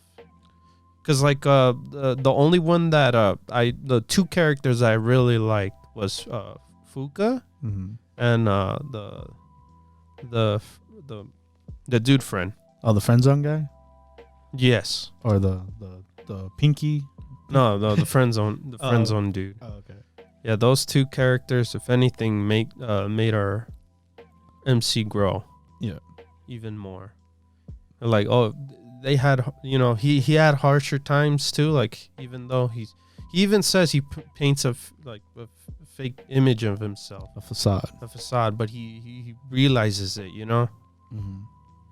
And he's trying to fix his ways. You get me? And of course, with Fuka, she's kind of like Tomozaki-kun, but you know, she's with Tomozaki-kun and her, they managed to grow a bit, and they realized the whole like, hey, I could, you know, why don't you be yourself in a way? And that's what I liked. If anything, that's the one thing that really, like, the growth that kicked them even more. But it was kind of, I feel like for me, it was kind of too late.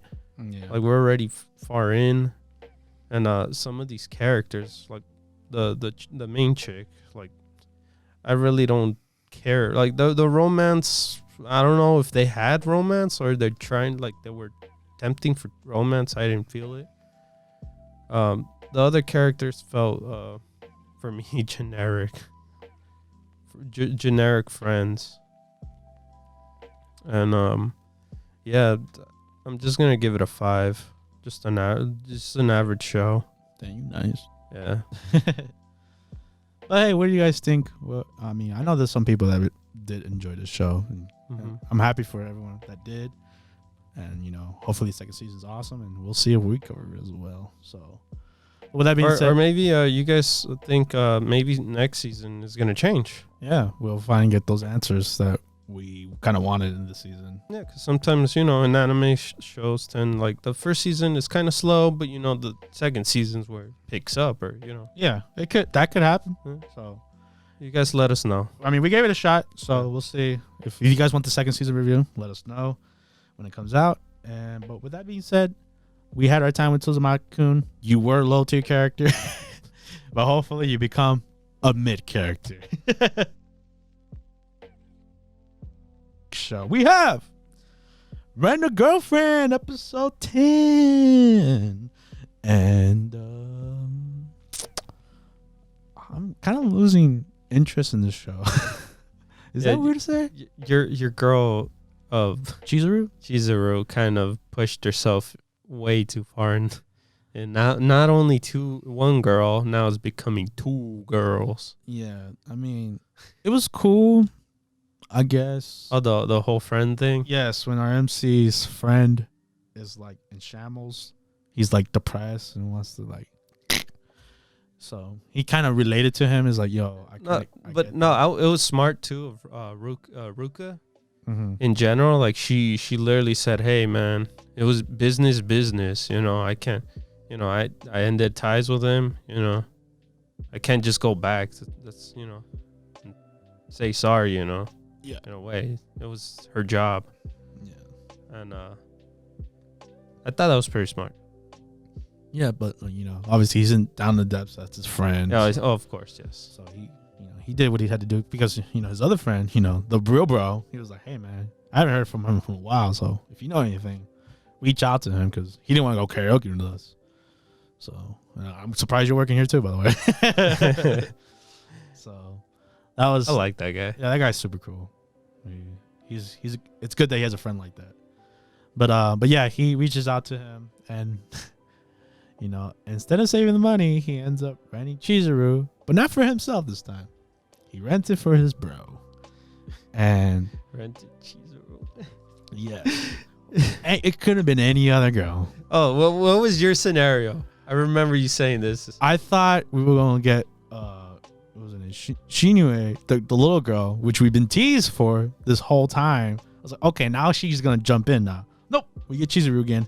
And I'm like, okay, I guess. And with that was their way of saying, his friend saying, hey, I also have a rented girlfriend. You're not alone. You're not a loser.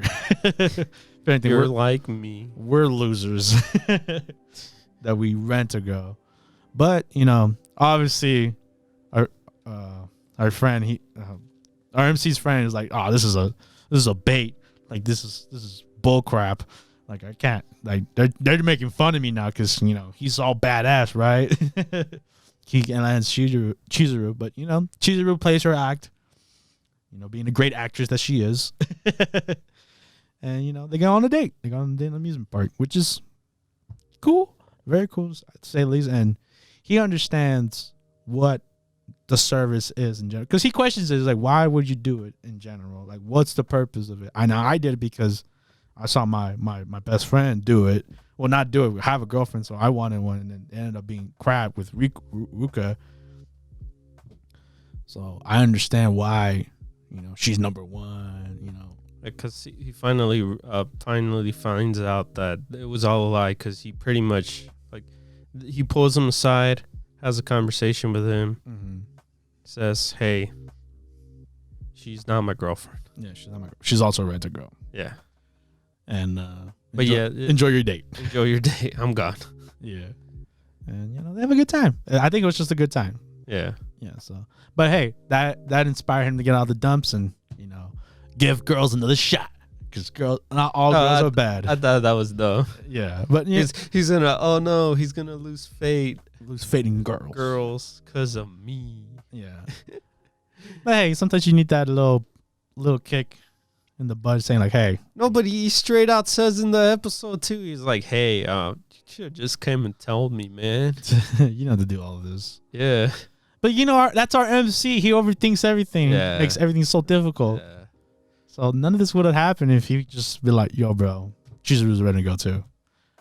Like if they're really your bros, they'll understand. Yeah, even the first dude. Yeah, even the other guy.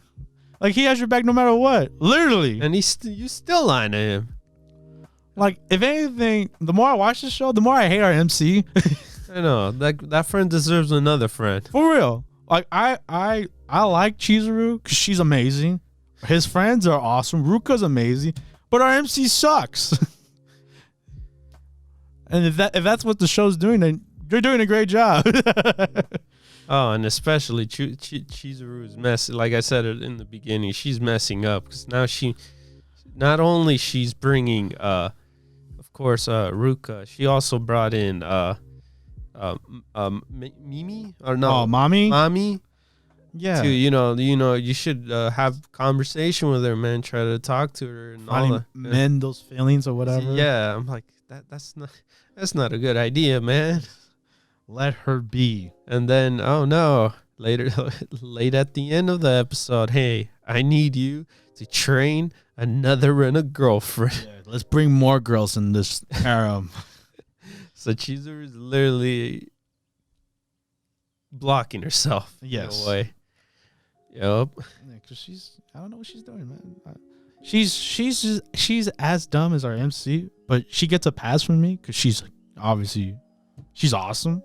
She's a great actress. And I was amazed too. Even his friend said, like, how are you like, she is willing to be with you, but how does he not notice like that he's like how much she like cares about him in a way? Obviously, if she went on the date with his best friend. Yeah. But hey, he's just an idiot. I know. And they're both fitted to anything. Yeah. And now we finally get to see the other girl after 10 episodes. In episode 11, we'll get introduced to her. For a second. Until next episode season. We watch. No, we'll see in next episode. Yeah, I know that. But like, we'll get like what? 1, 2, and then next season will pop out. But yeah, that was Rent a Girlfriend. I don't know. I feel indifferent with it. I'm not as hyped as I was in the beginning, but we'll see. We will see. Mm-hmm.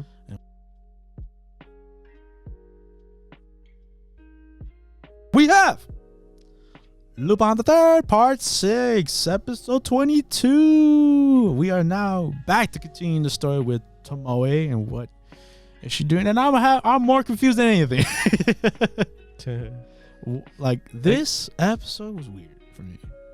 Yeah, because in a way, it's kind of a side thing, but at the same time, it's not a side thing because it gives us we're getting more, even more women that are part of the Tomei, like her training. Yeah, organization. Yeah, organization of other women. Mm-hmm. And this time, it's a daughter of Tomei's mother. Yes, Finn, the new girl, wants to find out what happened to her mom, Meryl, and how she died and what happened. And basically, it was interesting storytelling, if anything, of like her mom recording all the logs that she had with Tomoe before she came in. And all of this, she's kind of streaming, I guess. Yeah, she kind of like has it in her story or something. Mm-hmm. Like look like Instagram.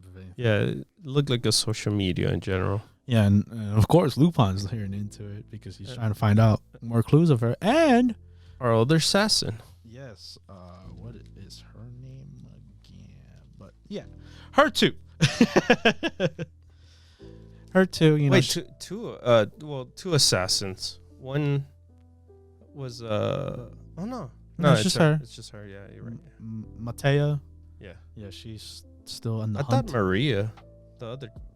No, you're right. It's the same girl. My bad. Oops.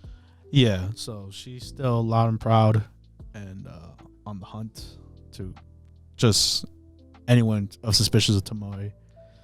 But I don't know. I liked it too because we get to just the Finn and she's just trying to find out, her mom, how she, like I said, how she died, of all these events happening, like how she's putting everything together by herself. Lupin. If anything, Lupin's not in this episode. I feel like it's kind like I said, I feel like it's a one-off. At the same time, it's not. Like we're getting story of the like I hope the tutor next episode, like we explain why Tomoe did all that. Yeah, what was the whole purpose? I think we might be done with Finn. No, yeah, I think so too. Yeah. I think Finn was just the missing piece of why that went down, mm-hmm. and we're just gonna see if we're gonna find Tomoe or not, and if the Matea are gonna stop them from reaching to her. Because we only have 2 more episodes left, and we'll see the conclusion to that. I just like how Zenigata's on the trail, and he's just like walking in the snow. Yeah, he didn't have that much to do either. Yeah. So it was weird. It was weird. And then like her, what was it? Anna, the mom of the mom. She wasn't there 100%. Yeah, until like at the end when she finally realized it was Finn, not her daughter. Yeah, that was interesting. But yeah, and that her name was in the book. mm-hmm. Her baby name, or her actual name. Yeah, because we didn't get her name right. Yeah, we got her name, but we didn't know how she got the name. Oh, okay, yeah. Which was cute. It was cute. Like she had like a bunch of names if it was a boy and a girl. And yeah, that was Lupin. I think obviously this was better than last week's. It was more mystery, and the conclusion was interesting. Not what I expected at all. And yeah, we'll see what happens next week. Sorry, it's very vague, but you know, that's just how I saw it. How we saw it, technically. Yeah. Hopefully all the things that are laid out get solved, and we'll get more answers. And the next show we have is Attack on Titan Final Season Part 2, Episode 10, or also known as Episode 85. And sheesh. The episode was called Traders, and damn. I guess we could just start off with the beginning of how is our new group, you know, the form of, you know, from last week, are gonna escape the island. Yeah, because in a way, I guess this episode, the beginning part is like, hey, what's the plan? What's the plan? And then we're sorry. Yeah, because because technically there's only like 3 Marlins, right? In a way, 4. Well, 5 because Yellen's actually a Marlin too. Oh, that's true too. So you have Marlene, and you have the Islanders, which is Armin, Mikasa, them. But the one that had like a lot of like was that one guy, right? Magath, the commander. The commander, yeah. He had a lot of pride with their Marlin, and he kind of said sorry. Yeah, because it's kind of what we said last week. Like, you can't tie to Mikasa and Armin and them for what happened 2,000 years ago. Yeah, that's just not fair. And he kind of realized that. He was like, hey, I'm sorry for what I said, but hey, we gotta do what we gotta do to save the world, So if you guys can look the other way, that way the bloodshed could stop. And as just like evidence of what's happening now, the steam, there's so much steam in the air, which is basically signifying that all the freaking colossal titans, the rumbling, like it's already killing people. It's already like, yeah, it's on the way already. Like they moving. Yeah, well, Hanj says like they're probably on Marlene right now at this point, at the rate they're going. So, and of course, not even Yellen knows where Erin's going. She does. Oh, she does? I thought she didn't. No, she does. Like, that's why she was like, oh, if we get out of here, all of us, I'll tell you where Eren is his final destination is gonna be. Then I read that wrong. That's why Magath broke her arm. It was like, I'm freaking tired of these games. Like, why aren't you cooperating? So, but yeah, basically they had to make a plan. Like, do we go in bloody, or do we go in stealthy? Stealthy. Well, that was the first option. That's what Armin and the Islanders basically suggested, because at the end of the day, all the Jaegers are comrades that fought alongside with them like for years to come, and they all had personal stories with them, as well shown in this episode with Samuel and I think Zach, the 2 random guards who have very much history with Armin and Connie, when Armin and Connie try to outplay them in a way, be like, yo, we need the flying boat and give me the engineer so we can use it and we could catch the cart titan and all of them. How can you let them escape? Yeah, they believed them, but the only one that didn't believe was Flock. Flock, yeah, because hey man, he's becoming a real menace, a root of evil, if anything, throughout this whole this whole story, this whole final part. Yeah. So he had every reason to be suspicious, and you know, just for him like hesitating for like a second, he got the drop on the Hizuru group, which operate the flying boat that they're trying to operate, and that's shit was gonna hit the fan, and that's when Mikasa comes in badass. But with that, the sneakiness was Started the battle. exposed. You know, Flock goes out there exposing Armin and Connie, and we have that drama and tension between the four. If anything, it was more the sad truth of, like, you know, when you can't reason with people with their ideals. So it was already hard enough to like convince them, and they're already so set in stone of them being Jaegerists that at this point we just have to kill them. Yeah. It's like trying to convince a friend to eat a chocolate cake. Yeah. And they don't like chocolate cake. As much as you convince them. They won't like it, so. Yeah. It's always hard to change people's ideas just Yeah. in general. So that was only one option now for Armin and Connie, because Armin got blasted, bro. Yeah, Armin got shot up like crazy. Yeah. The guy didn't hesitate. I was like, damn. And it was just tough scene to watch, because, you know, just all the history with these random, you know, soldiers had with Connie and them. And it was hard on Connie too, like really hard on him. Armin, I kind of like he was so depressed at that point. Yeah, because even they did a well job. Like, yeah. they referenced back when Berthold, the last Call Out Titan, told Armin, was like, hey, at the end of the day, we have to get our our hands bloody. Our hands bloody, yeah. Because, you know, you don't want to do it, but it has to happen. So, and he sees it firsthand when Connie shoots, you know, his old friends. Hey, for the greater good, man, trying to save the world. But it's tough to do. Yep. So, but yeah, Connie ended up just blasting them. Yeah, both of them, making not the boat explode, because they already loaded up with explosives. Well, they needed the boat. Yeah, exactly. So that's why I had to kill them. Because they're reigniting the bombs themselves too. Like, oh, we're gonna rig it back again, and blow it up.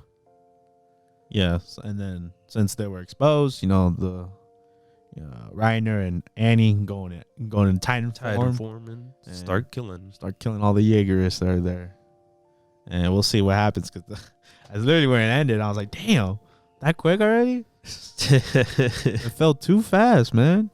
Yeah, like it was just the way it ended was terrible. You know. Oh man, 2 more. I know. And I'm not saying like terrible like in a bad way. I'm like terrible like, damn, where we're at now. Just, you know. Yeah, but yeah, we have 2 more episodes. Yeah, I'm kind of scared how this ends. Yeah, me too. I don't know where it's gonna go, and hopefully it doesn't wrap up super fast or super fast. I mean, it is gonna wrap up. Well, I know that, but like things get resolved right like super fast. Hopefully not. We'll see. We'll see, man. I wonder how this flying boat works. If anything. They'll probably catch up quick to Eren, if anything. Yeah, I mean that you can't miss them, right? No, you can't. Yeah, so they'll have a bird's eye view, if you know what I mean. But yeah, tragic all around. You know, the Marlins were fine with it. They're like, yeah, we could kill them, but you know, is this technically the first type of like plane, right? No, the Zeppelin exists too. Well, I know those, but like plane. No, the plane still exists. Oh, okay. Yeah.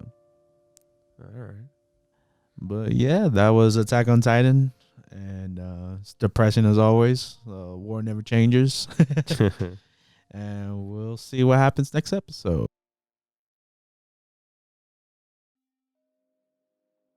And that concludes the minis for this weekend and the podcast. And if you made it this far, thank you so much for listening. It means the world to us. And like always, don't forget, hit that like button, hit that subscribe, hit that notification bell, and comment. We do read comments. It's not I know that's a YouTuber thing to say, but we actually do read them, and we appreciate all the feedback you give us. And yeah, so I've been your host Omar. This is David, and we'll see you guys next week. Bye guys. Bye.